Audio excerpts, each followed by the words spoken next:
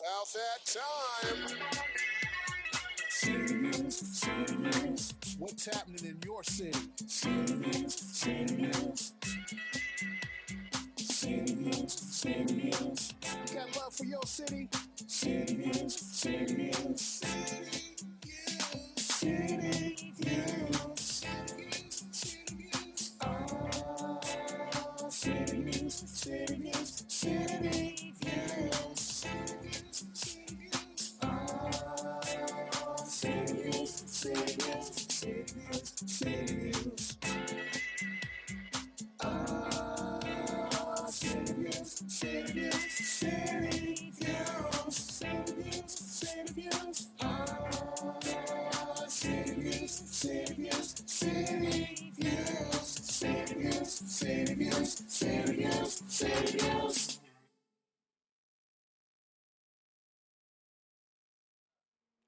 I can't believe our directors and producers got us up on time. I am so impressed. Yeah, especially since I got here with only 5 minutes to spare. Well, but you know, you're fashionably late all the time, Coryse. Nonetheless, ladies and gentlemen, thank you and welcome to CT Views. Coming at you right here as we love to do each and every Tuesday night, right here on your local access Altice Channel 5. And we got a great show lined up here for you today. I can't wait to get started. A lot of information, a lot of good stuff. Since this is the last week for Black History Month, we got something really special lined up for you for that as well. So thank you for tuning in, and call all your friends and neighbors and tell them to catch it while it's hot. In the meantime, going to give a shout out to our sponsors, and we're so very grateful to our sponsors. We couldn't bring you quality community programming each and every week without them. So we want to take this opportunity to thank Mel Brickman and Health Markets, located at 15 McDermott Avenue, Suite number 1, Torrington, Connecticut. Better call Mel. He can be reached at 860-307-1128 or at healthmarkets.com/local-health-ins. The Northwest Connecticut Area Chamber of Commerce, located at 59 Field Street, Suite 120. The Chamber is the place to be. They can be reached at 860-482-6586. Dr. Michael Curry, located at 30 Peck Road, Suite 2105 in Torrington, Connecticut. Pediatric care for over 50 years. Excuse me, that's a mighty long time. 50 years. 50 years. You got to correct him on that one. He can be reached at 860-482-8177 or at torringtonpediatrics.com. Okay? And with that being said, we are so excited to bring you our first guest today. Coryse and I had an opportunity a few weeks ago to attend an event at Bridgeport University for the Connecticut TV and Film Alliance. And we went there headhunting. Okay? We said, we're going to get some people. Well, he went there headhunting. I went there because I'm also a part of the Alliance, the Film and Television Alliance. And I went there because this was, you know, we had a big conversation about it, all the board members. And we knew we wanted to do an end of the year event. And I met this lovely lady to my left here a couple of weeks before that at the LABA meeting. And, you know, she got up and she spoke. LABA is Litchfield Area Business Association, which is a great networking group for the Litchfield area. And she spoke about AI intelligence. And I said, you know what? I'm going to call her and invite her to this Connecticut Film and Television Alliance end of the year party. And I was really surprised that it literally was last minute. I think it was was it the day of or the day before? The day before. And I'm like, she probably is not going to make it because I know it's last minute. And lo and behold, Jacque and I went to the event. We drove together and I turn around and I'm like, oh my God, she's here. So thank you for coming. Thank you for that. Yes.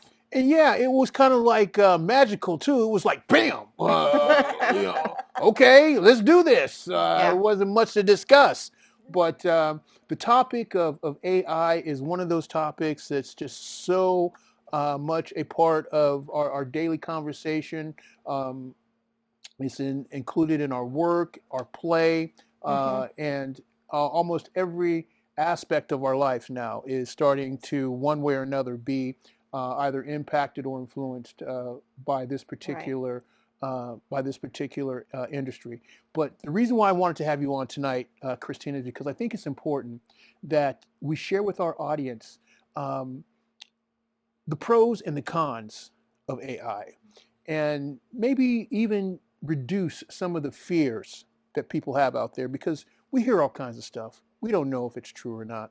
And I thought it would be great to have an expert on here that could actually shed the light on the situation, Right. so that we could help people understand what both the advantages and the limitations of AI really Right. are. And just to put to add to that, Jacque, is to also as I don't know if everyone's aware, but the filming industry, Yes.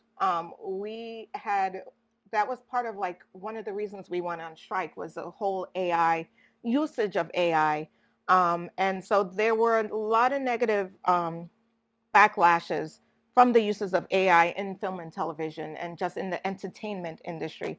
And a lot of those do still carry on in that industry. So that was one of the reasons I invited you to the Film and Television Alliance event, because I do want you to speak to other producers as well. But let's just, on the broader version, talk about AI, the benefits, the pros and cons, and then we can dive into the pros and cons as it relates to entertainment. Okay, sure, sounds good. Yeah, so from an AI perspective, the way I look at it, a little bit of background, I have about 20 plus years in technology. And so I've worked in both the capacity of being a colleague, but also being a contractor as well. Worked for Fortune 500, Fortune 100s, a lot of focus in merger and acquisitions. And what I saw over the past year was a lot of, I want to say, companies and people not really making mistakes, but not understanding what AI was. So when you think about it, first of all, AI came around in 1950s, but we really didn't get get engulfed with it, right, until 2022 with the introduction of ChatGPT and OpenAI. And with that being said, a lot of people are leveraging AI for a lot of different uses, and there's a lot of people that are very fearful, like you had mentioned as well. And it's the unknown, right? It's basically not knowing what it is.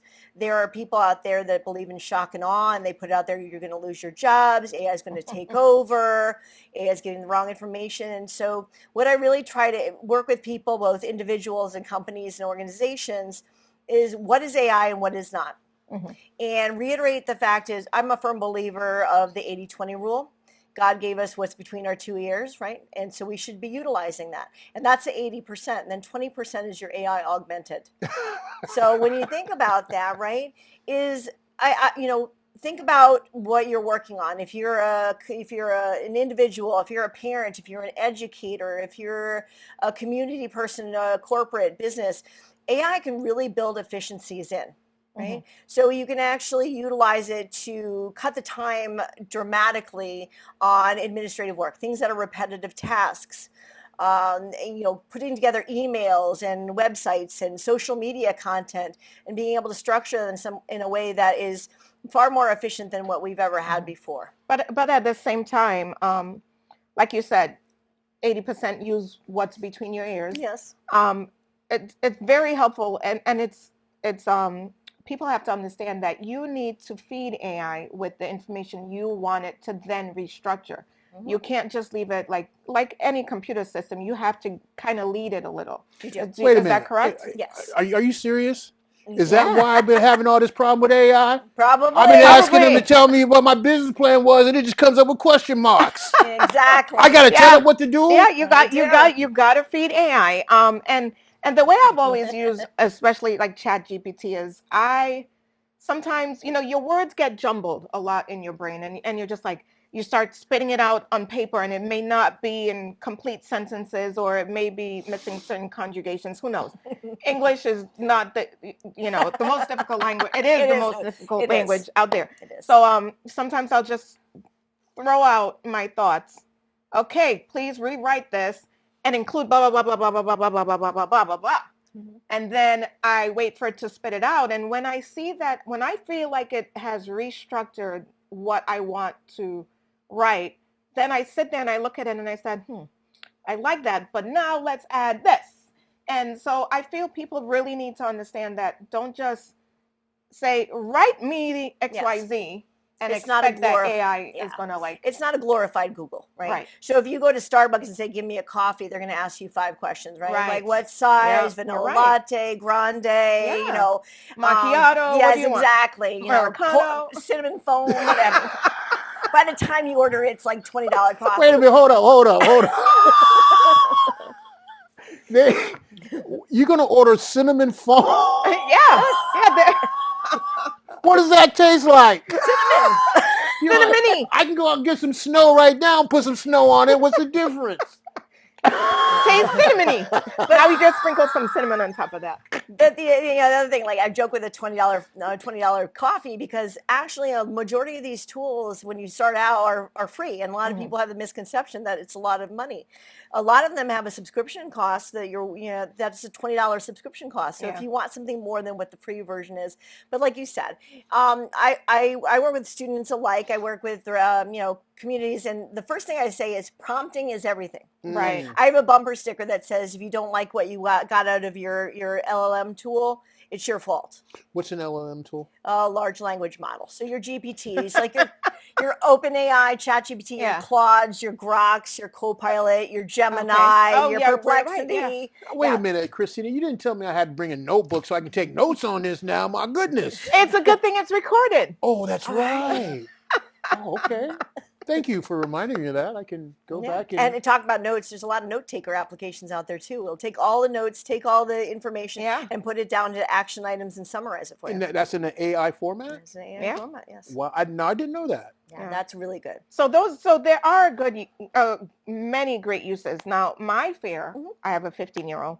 Oh yeah. And he'll tell me he has a paper to write. And the other day he came to me, he's like, I have a paper to write. I'm like, oh, are you done? An hour later, he was done. I said, It was a 500-word essay. I'm like, and you're done? I said, you know what? Bring that to me. I need to read this because that again, now that they have phones and they can easily, it's not like it's age restricted. They can easily go on to ChatGPT, enter what they want to for their class, and now they're handing in, It's very. Although he goes to Catholic school and they do make him sign student conduct code that includes ChatGPT and acceptable use policies. Yes. Yeah. So, but still, it's there for them and they can easily just. Yeah. The other areas, like when you're talking about educators and communities, what I find is that we're behind the 8 ball, right? We're actually falling behind when you look at the U.S. as a country overall with educating our students and our youth about AI. And I do a presentation. It's called Safe Kids. It's Safe SAIFE, Safe Kids. But it's all about instilling and embracing technology in our youth. When you think about it, you wouldn't let your 16-year-old go out and start driving the day he turned 16 if he didn't have any driver's license. It's the same kind of concept. We need our educators to have an opportunity to learn AI so they can teach it. We need our parents to understand it. I often joke and I said, if my kids came to me if they were younger and they said, oh, I have to use AI tools and it's hallucinating, the first thing I think was, well, who's using drugs? Acid. They think acid AI. Yeah, exactly. Little LSD trip. So, it's the common concept of a, playground. I remember how you as kids, you got, and if you didn't know about something, you want to learn about it and you start talking on the playground. Yeah. We need to provide these kids the guardrails, right? We need to have these conversations. Educators need to be allowed, and I know the state of Florida is moving forward with a lot of AI policies. I know a lot of states have. Really, Florida? Florida is, that's shocking, right? Very. We won't go into why that's shocking. Probably because they're banning books. But on the opposite side, the opposite side, they're building policies around AI usage rather than just the concept of we're just going to ban it. We're not going to talk about it. But that's not the way either, because you've got a lot of tools that are starting to implement functionality where you can lock it down, where it will work on rubrics with kids. Ooh. It'll go into a learning mode. And remember when we used to always, teacher would say, hey, show your work. Those old blue composition books, whatever, made of like 5 times recycled paper. And I'd have to make sure I found which encyclopedia I pulled notes from. But you're right, though. We think about we all went to the library. You ain't supposed to give up the secrets now. But remember, we had card catalog. We had, Yeah. you walk in, you had and what is it, microfilm or something? Microfiche. Microfiche. Yeah. All that time I thought that I'm like, what? It's microfiche. No, it's microfiche. That's the French version of For fish. years though. I was like trying to correct my third grade librarian. I'm like, she don't even know how to talk. No, we use those things, but we actually had to have references. You wrote a report, and at the end of the report, you got to have references. Yeah. So when you think about it, it's not that much different. Right. But the challenge is making sure educators understand what to look for. Mm-hmm. You have to train AI. Right? So when a child is writing a paper, now, I still have all my encyclopedias, by the way. Someone tried to make me throw them away, and I'm like, I'm not throwing these away. We had, this was sold to us by a door-to-door salesman. Okay. Oh, that's right. They used literally, back in a door-to-door salesman. Yeah. But anyways, and my son's writing his papers, and I'm like, well, when they ask you to put footnotes and you need to put your references and blah blah blah. He's not putting down an encyclopedia. So how would a child put down, I guess, that they used the internet? Yeah, so they basically would say that they utilize AI, but what you can do, as you learn how to prompt better, you say, I want fact-based, right? There's a whole structure on when you're asking a good prompt. And it's about persona. Who do you want to sound like? Obviously, a student wants to sound like themselves. Who do you want to sound like? I did not know that you can ask, you can put that into AI. You can say, well, I want the top influencer of social media, and say, I want to sound like, or maybe you're a researcher. Maybe you're you love Ernest Hemingway. Maybe you love Shakespeare. Are you kidding me? Yeah. I did not know you can put those prompts. Yeah, so they build that persona and say, sounding like Ernest Hemingway, write me a 3-page excerpt about, and it will actually take that style and apply it to your writing. But if you're a student, you want it to sound like you. Right. You don't want to be sound like Shakespeare because you're probably not going to pass that class. AI or not to AI? that is the question. Now, I'm curious because that has been my kind of thing with AI. Is like, how do I use this? And people know how I come off. So how do I find that and sound like you? How do you use it and sound like you? I'm reading some stuff back. I'm like, that don't sound like me. I would like that to sound like me. Well, and so this is what I do. I've never asked AI to sound like me. What I've done is I've input my thoughts, and when it spits out, a nice cohesive paragraph, I then play with it and turn it into mine. I take it and then I say, okay, well, this is what I would change because this is what I would say. And I changed little parts of it. So now I make it mine. But I wasn't aware that you can actually structure to ask AI to sound like, like you. Now, are you familiar with custom GPTs? No. Okay, so in the AI world, a custom GPT is basically you are creating a prompt with instructions within it that you can reuse. So what I tend to do with my students is I have one that's about 100 questions, so it takes a while, and it gives a good basic understanding of who the person is, their style, their vibe, if they have common, phrases that they always say, who they sound like, who they don't sound like. And you build that out, and that builds your persona, right? And so now you have your own voice. Now, as you start using these tools more and more, they do have memory, so they start to understand who you are. So you know that movie, How to Train Your Dragon? Yeah. I call it How to Train Your Robot. Okay. Right? So I want my robot to talk like me.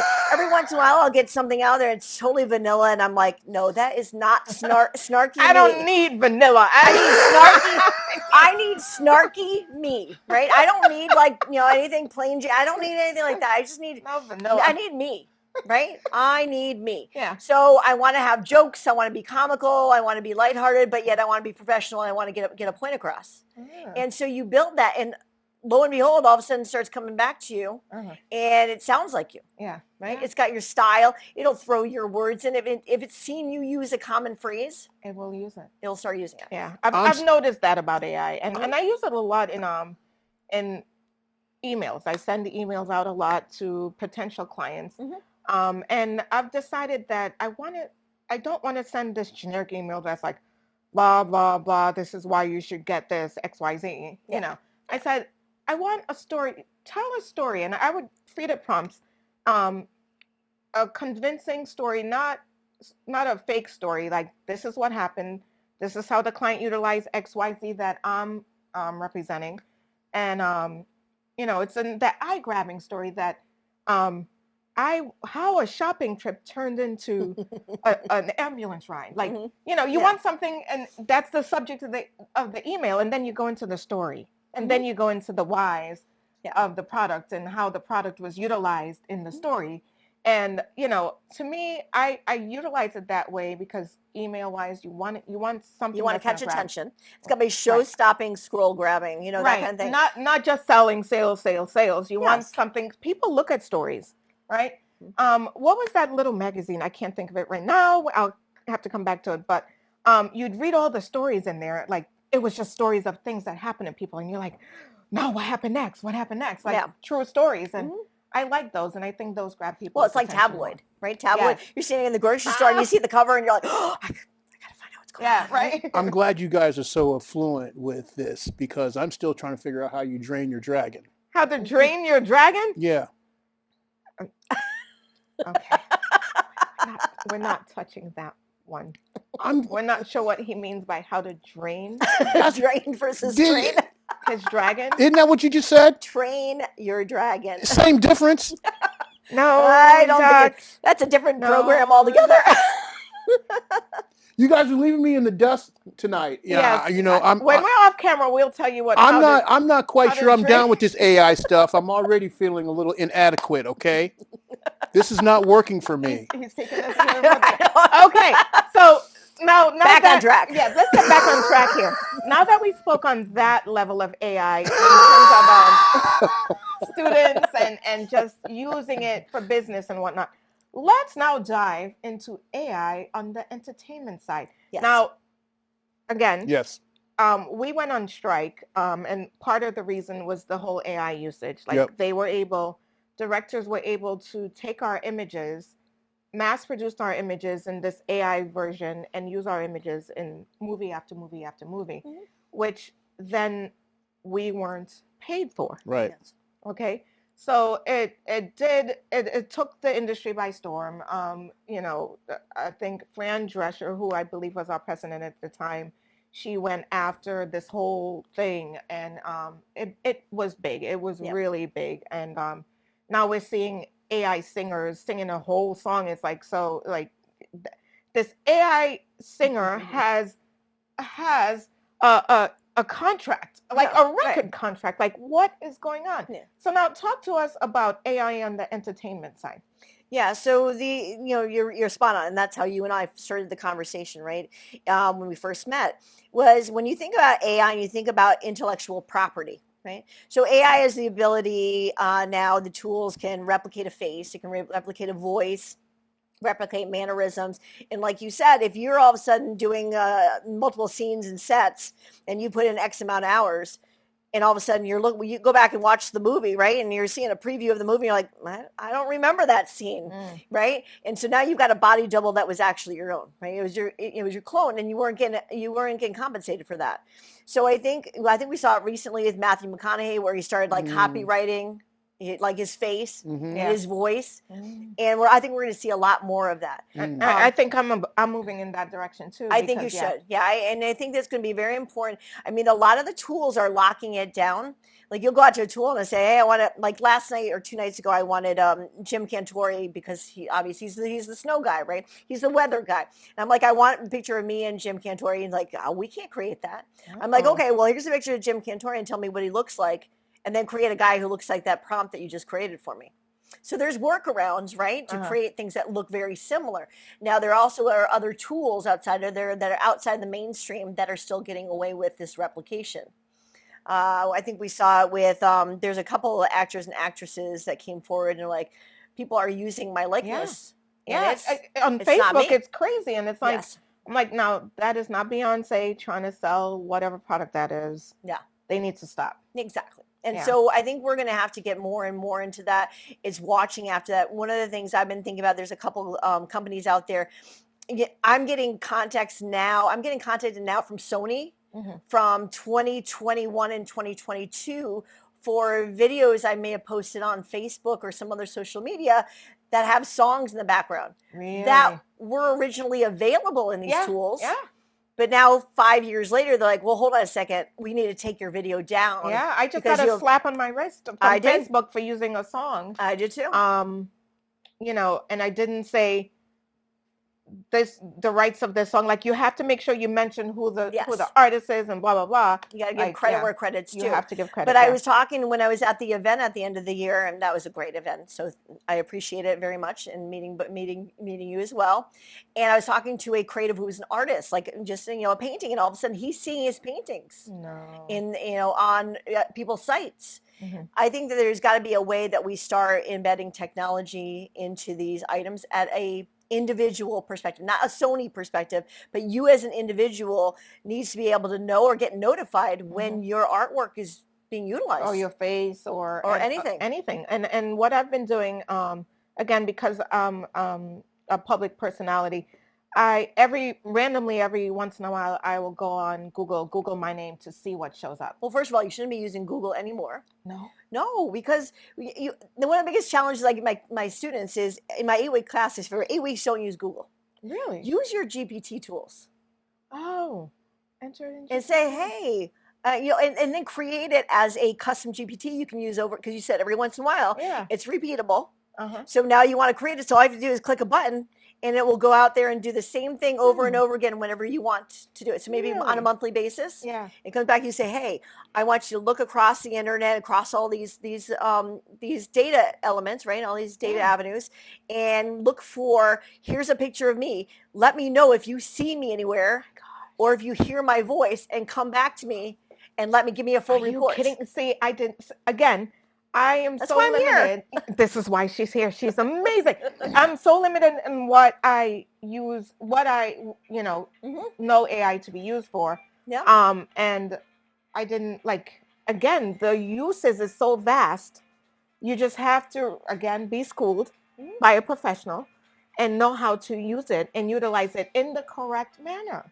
Yes, absolutely. Leverage the tools. And if you're not sure, how do you leverage the tools? You still ask GPT. Yeah. Well, you know what?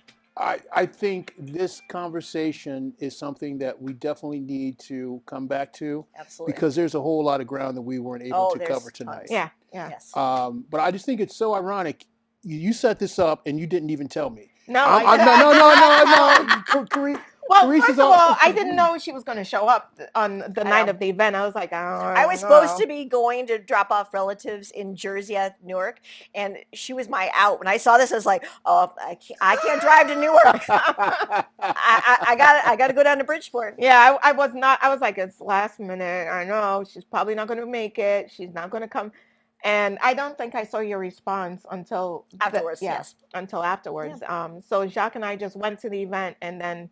And I ran into you not knowing that you had already had a conversation with Coryse. So I guess fate would have it. Absolutely. So, but we definitely want to have you back. Absolutely, I'd love to. Sooner than later, and finish up this discussion, which we probably could have 3 or 4 more segments on. Oh, so, certainly. I mean, and every day there's something new. Yeah. So every day is like Christmas in the world of AI. Yeah. I think we just need to do like an AI segment where we actually can do a demonstration. Do a demonstration. Yeah. Oh, that would be great. Yeah. I think that would be great. Great. Yeah. All right, great. So in the meantime, ladies and gentlemen, we're going to prepare for our proclamation for the Declaration of Human Rights. Coryse, amongst her many other titles and positions that she holds, she is an ambassador for the Declaration of Human Rights. And we're going to see this declaration. We're going to check this out. But first, we want to say thank you for joining us. And we definitely look forward to having you back. And I think that there's so much more to discuss on this subject. Absolutely. I'm glad to be here. Great. Thank you. So you guys stay tuned, check out the proclamation, and then we're going to be back with Dr. Lindsey to celebrate the end of Black History Month. So stay tuned, and we'll be right back after this. In the spirit of unity, equality, and dignity for all, let it be known that Culture for a Cause stands as a beacon of hope and harmony. guided by the principles enshrined in the Universal Declaration of Human Rights. Our mission is simple: to build community through the transformative power of music and the arts. We believe the arts have a unique ability to transcend racial and economic divides, weaving threads of connection that binds us together as one human family. As stated in the Universal Declaration of Human Rights, everyone has the right to freely participate in the cultural life of the community, to enjoy the arts, and to share in scientific advancements and its benefits. Culture for a Cause wholeheartedly embraces this principle, recognizing the profound impact of art in touching the hearts and souls of individuals, conveying powerful messages that resonates across boundaries. Through our commitment to creating and supporting community arts projects, we strive to foster a sense of belonging and togetherness among people from all walks of life. These projects serve as catalysts for dialogue, understanding, and collaboration, celebrating the rich tapestry of diverse cultures that make up our society. Furthermore, we dedicate ourselves to raising funds for community, social, safety nets through events that center around these arts projects. By combining the transformative power of the arts with a passion for social justice, we aim to not only inspire creativity and connection, but also to support those in need within our community. Be it further proclaimed that we call upon individuals, organizations, and communities to join us in this mission, to celebrate the transformative power of the arts, and to work together to create a world where creativity and compassion flourish, and where every person's human rights are recognized and respected. In witness whereof, this proclamation is made to honor and affirm our collective commitment to these ideals. We thank you for your continued support.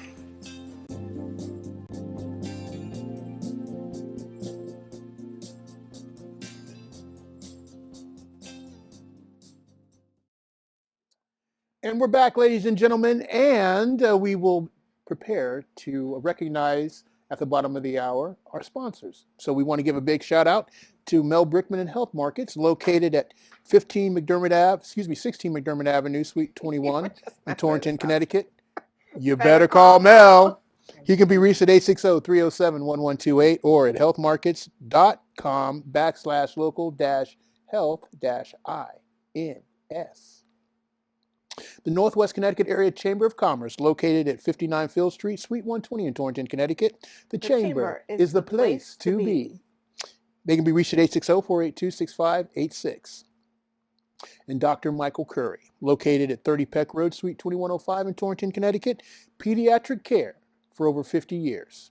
He can be reached at 860-482-8177 or at torringtonpediatrics.com. Thank you so much to our sponsors who allow us to bring you quality community programming each and every week right here on your local access Altice Channel 5. So now, as we move on with our Black History portion of the show, we've got Dr. Lindsey, and I should say quotes because Jacque said, you look like a real doctor. No, I didn't mean that in a no.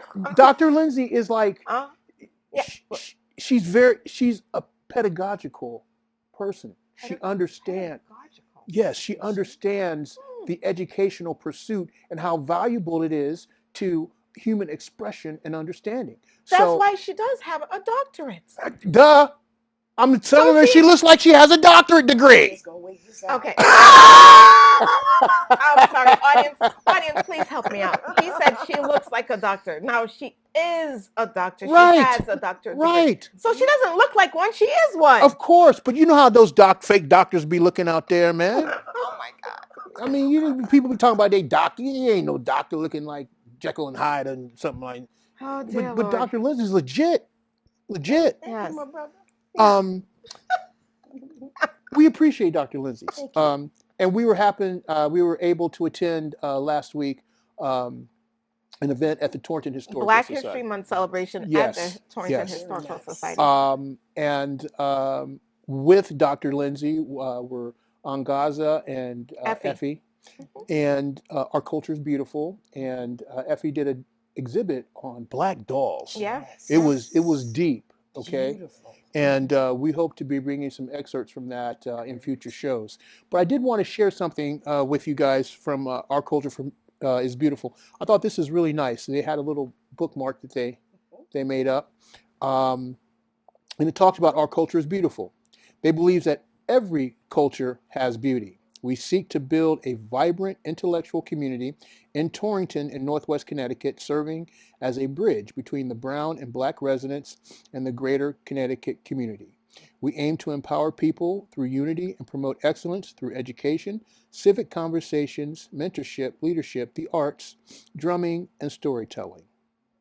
We endeavor to support artists as a positive force in our community by advocating for cultural expression in a safe environment. And I thought that was pretty accurate and relevant in terms of OCIB's mission and how they carry it out to the community on a daily basis. So with that being said, OCIB? pardon me? OCIB. OCIB, that's what I said, didn't it? No, what is it? Our Culture is Beautiful. Oh, okay. I've never heard it. I've never heard it as just the OCIB, the acronym. The acronym. Okay. Okay. So can I finish now? You can. Thank you, Yes. Coryse. You're welcome, Jacque. Now that we have gotten that out of the way, we want to officially introduce to you to our program. This is- Dr. Yes. DeLois Lindsey. Thank you. What's up, Doc? My neighbor, That's correct. my old neighbor, I should That's say. correct. Yes, Yeah, yes. we go back. And might I say, I love your entire outfit today. Thank you very much. Black History Month. Yes, representing gotta to the full represent. core. Yes, I we mean, gotta and it's not just representing you; it's fashionable. Thank It's you. let me give it the snaps. Let me give it the snaps. I gotta give Coryse it the is snaps. snapping. Oh boy. I had to snap it out there just now. Okay, I don't all know right. why, but it deserved its snaps. Thank you very much. Okay, I you're do welcome. Appreciate that. Yes. But Dr. Lindsey, we Yes, were sir. so impressed with your story. It's so compelling, and what you do in your pedagogical pursuits just highlights the importance of how we need to really step outside of ourselves, Yes. so we can see our history in its correct Absolutely. Yes. context. Yes. And by seeing our history in the correct context, we can put our future plans together, Yes. knowing what that environment exists, And prepare what our it looks children. like. Mhm. Exactly. Prepare our children. Talk to us a little bit about your journey and how it's led you to this point in your life in terms of your pedagogical Well, pursuits. my journey coming from a family of 14 children, What? 11 girls. I was going to say I thought it was 11. 14 children, because you know. I didn't know about the extra 3. I'm number 7. Ooh, I would that's consider myself the number. lucky one. That's the Yes. number. That's Yes. a lucky number there, because you know, Complete. Definitely. Yes. TV Yes, back only in the day was completion. not a thing. No. Okay, And neither was So- birth control. no. So, you know, my dad's one of 12. Yeah, that was Yeah. very common Yeah. to have large families Yeah. because they contributed to the income. Yeah. Everybody had to work. Everybody had to step up and Mhm. help support the family. Yeah. And families stayed closer together. They didn't move all over America. No, they they were didn't. centralized, same church, same Mhm. schools, you know. Same town. Yeah, you went through school and the teacher would see the last name and they know all your siblings, so you know you got to behave because that means she also knows your parents. Yes. Yeah. So yeah. So yep, one of 14, first one in my family to go to college. I had a Jewish woman who was my mentor and surrogate mother, Yes. Mhm. who introduced me, because we have Women's History Month coming up next month, books of diverse women who made an impact on society. Mary McLeod Bethune, starting Bethune-Cookman College, Mm. Margaret Mead, lots of Oh, women, yeah, lots of yeah. diverse women. Mhm. Mhm. She instilled in me a love of reading. I love writing, and I love education. Yeah. I love learning. Yeah. Mhm. So what I'm going to talk about today is, excuse me, in the spirit of Black History Month and Women's History Month, is a former slave named Ona Judge, who was actually in the household of George Washington Mm. and was the personal slave of his wife, Martha. Mhm. And I didn't know George Washington. I mean, kind of naive of me, but they didn't give us Black history when we were coming up. Mm-hmm. And so to find out that he had a slave named Ona, but she ran away. Mm-hmm. They never, ever, ever, they caught up with her twice. They were never able to bring that woman back. And there was only so much that he could really do besides consign people to go and seek her out and try to capture her and bring her back, because she wasn't his slave. She was the slave of his wife. And what they called, she was a doer or dower slave, which meant that Martha inherited this slave from her family. Like a dowry. Yes, just like a dowry. Okay. She inherited the woman from her family. George he couldn't sell her. He couldn't do anything because she wasn't his property. Right. And the woman discovered as time went on that she was going to be perpetual property, because that meant, and what happened with her in this case was, she planned on giving Ona to her granddaughter as a wedding gift to be her. And so you could pass this woman through generations of women in the family to be a slave for the rest of her life. Wow. That was her motivation to run away. Right. So she was born in 1773 in Mount Vernon, Virginia, which was Washington and his wife Martha's plantation. They had about maybe 120, 30 slaves. Wow. Most of them were hers. He didn't have that many. But they moved to Philadelphia because that was the first capital of the United States, the first president. Got elected twice. And one of the things I thought, well, how come we didn't hear about this man and this woman? Well, he was the first and second to a two-term president, and this semi-illiterate slave woman outsmarted him. She ran off. She lived free for the rest of her life. Wow. She ran off when she was about 23 years old. She was born on the plantation. Her mother was the seamstress for Martha Washington. She was Black, but her father was white. And he was the tailor for George Washington. So, but even though, and she could pass for white, she was very fair-skinned, but even though she had one of those, she was a high-value slave. So she didn't do field work. She was a house slave. She was not really. She only took care of Martha. Oh. Wow. She took care of Martha's hair, her clothing. Her mother was the seamstress. It was a talent and a craft that she passed along to her daughter for a couple of reasons. One, it's a profession or responsibilities that are clean. Right. You taking care of the president's wife. Right. You're not walking around with nasty, dirty hands. Right. You dress well. You eat well. You live well. And so she learned valuable skills that could be transferred to any of the wealthy people.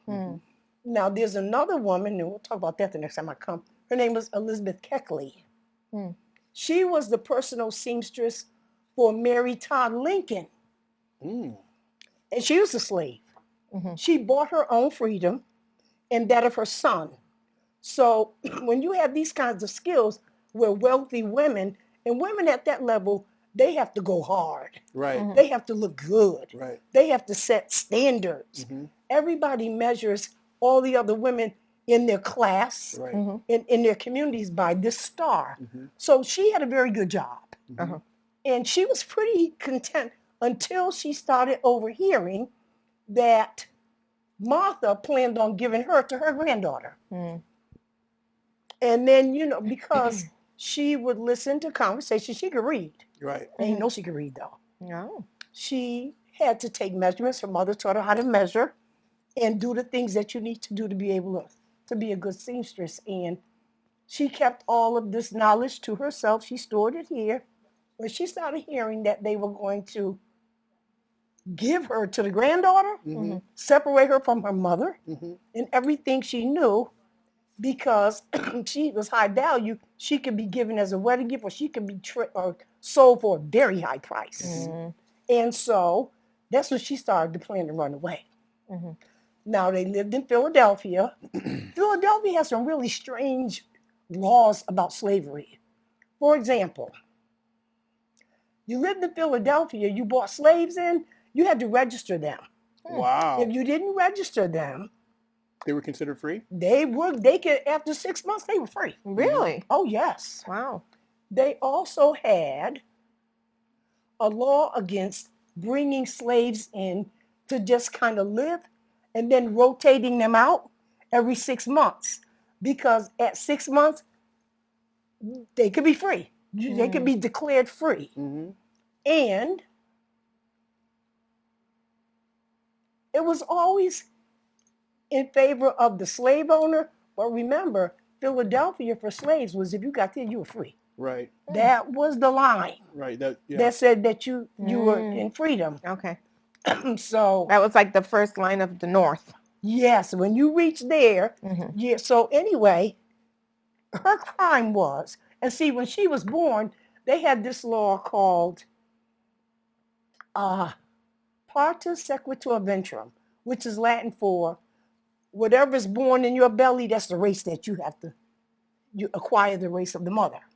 Oh. So even though she looked white, Yeah. and her father was white, Yeah. her mother was black, she was a slave. Right. The other law that they had was Isn't that. that just interesting? I find that interesting on so many levels because Okay. it's a man's It's world, true. right? Yeah. They say it's a They man's make world. babies, but we Yeah. take But- the work. Huh? But not only that, when you really look at the structure of things, right? The mother's tongue. Yes. When they say the mother's tongue, when a child learns to speak, Yes. it's the mother's tongue because the mother is the main influence on the child. And the same thing. But when you're carrying that child, that's the voice that child hears Yes. Right. in the womb. Yeah.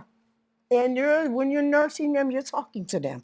And Right. you're taking And care not only are all you of talking that. to them, your body, your Absolutely. chemicals, everything in your body Right. knows exactly what to deliver to that child. That's right. It's all these messages Right. that automatically gets input into this child. Right.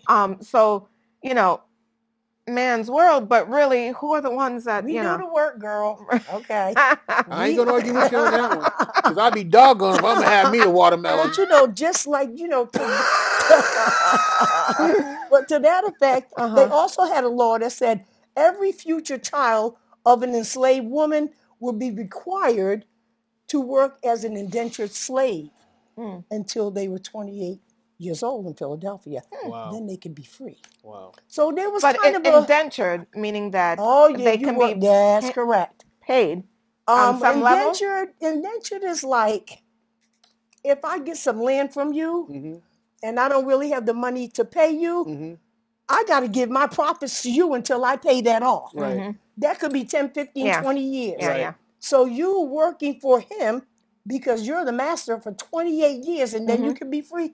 That's half your life. Right. Because we didn't have a long lifespan back then. No. Yeah, Okay. you're so right. So anyway, I told you about the 6 month thing. And so what would happen with Ona is they would stay in Philadelphia. And then when it came up on like 5 months, time to pack up and go back. Right. Back to the South. Yes, back to the plantation, because if you stay there 6 months, you could be free. Right. If you leave at 5 months, And they didn't want to change it that. resets. Right. Wow, it resets. My goodness. Yeah, so Then and you had that to was play the game. another, yeah. Play the system. And that was another reason for her to leave when she did. Because 1796 was a year that, one, the granddaughter was getting married. She was about to be given up as a slave. Washington was coming at the end of his second term. He was ready to get out of Philadelphia because Philadelphians didn't really cater to the president living in their capital with all these slaves. And so socially, they would make little comments about slavery. And in public, he would talk about freedom and act as if he was against slavery, but he had a whole house full. Act like he was so progressive. Absolutely. So he wanted to get away from Philadelphia as soon as he could, because he got tired of hearing all the smack. But you own what, 130, 40, 50? That's money. You're not trying to give that up. So yeah, it was really interesting. I have a question for you, though, yes, Doctor, sir. on Yes. that. Do you think history has given George Washington his props for being an architect in the Constitution, which did ultimately lead to freedom for the slaves? I think that Washington, he didn't have much choice, because it's like when she ran away and they kept coming to look for her, it all depended on who's in power. It's just like now, whoever's in charge of the political structure has a hand in trying to shifting, the tone of society now. With Washington, the author says he talked a good game, but he wasn't trying to give up anything. Okay. Do you know what I'm saying? Okay.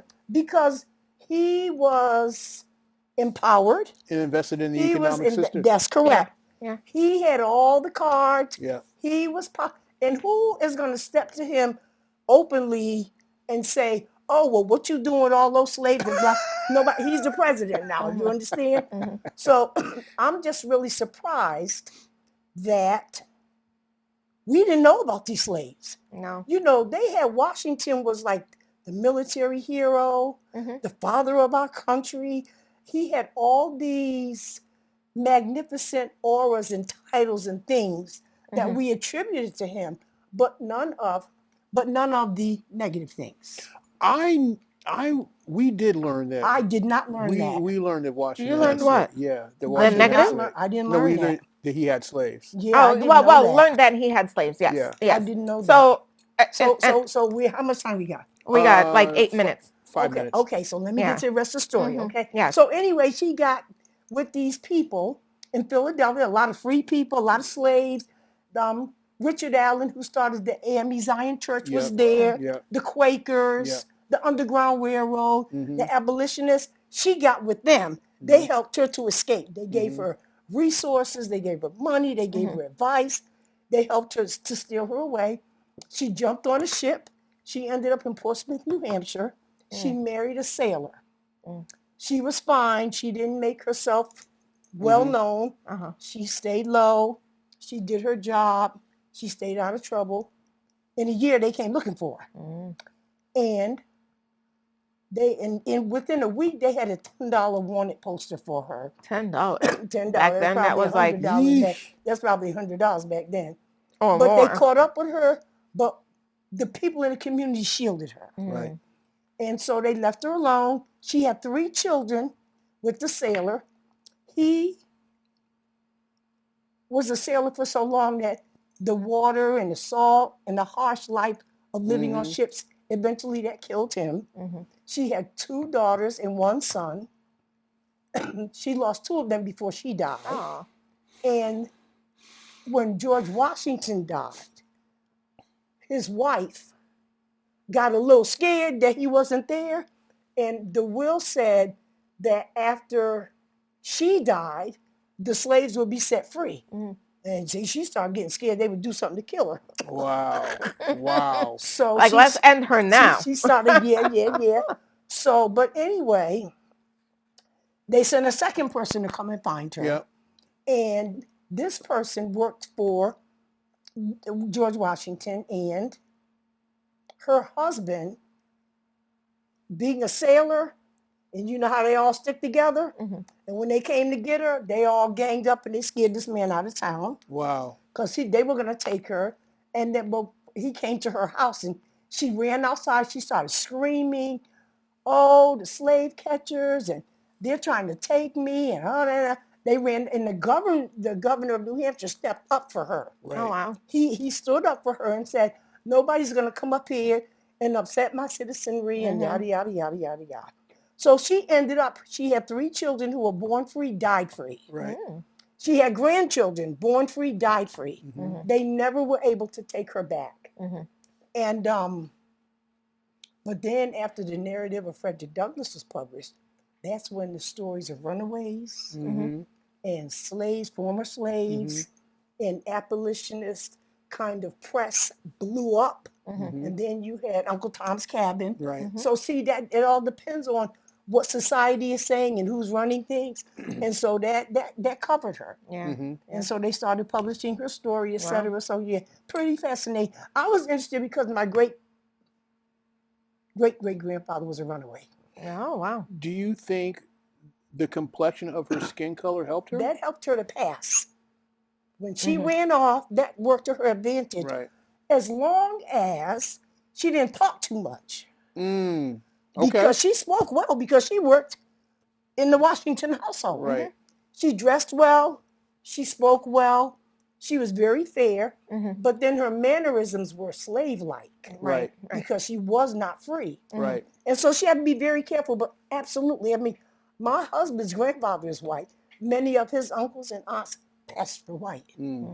Because, you know, it all depends on where the gene pool falls. Right. It just goes to show you how stupid it is to go judge people on skin color. Yeah. It really you don't is. know what's in the gene pool. And no one is pure. Yeah. No one is pure. There's pure. some people I look at, I'm like, ooh, that hair is very kinky, but you.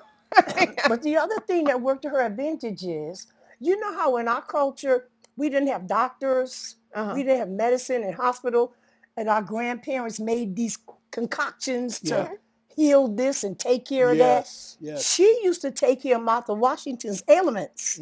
So she knew how to do some unguents and you know, just for headaches and pains, et cetera, et cetera, et cetera.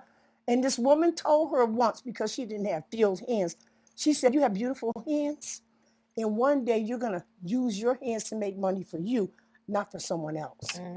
Wow. And so Tell us her name one more time. Her name is Tell our audience her name one more Ona time. Judge, O-N-A, Judge, like, you know, Judge Judy. And the book that I read was by... We always learn something from you. Good. Yeah. So we definitely plan on having you back. Good. We got some stuff planned for John Brown's birthday. So hopefully you can come back and give us some more stories then. Yeah, because I want to do Elizabeth Keckley. Great. I'm Fantastic. all over these sisters who work for the First Ladies. Yes. Because we got a First Lady, or we had one. Yeah, that's she's still right. a First Lady. Oh, yeah. You guys, as we get ready to close the show, we're going to give some more props to our sponsors and thank them for their support. Mel Brickman and Health Markets, located at 16 McDermott Ave, Suite Number 1, Torrington, Connecticut. Better call Mel.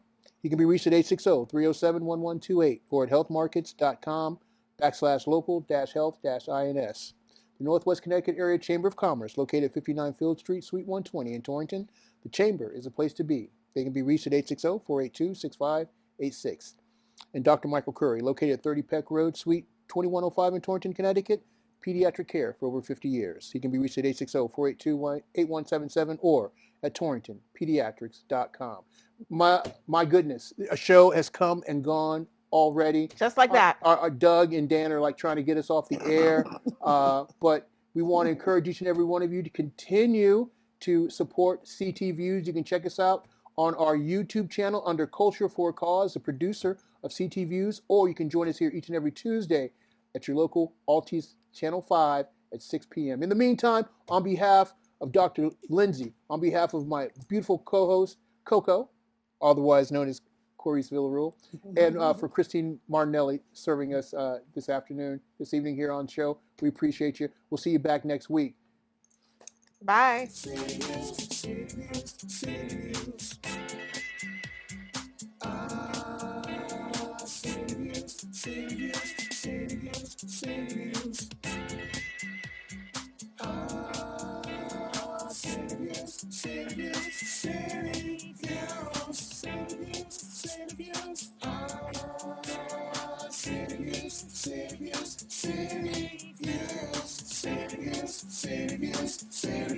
Serious.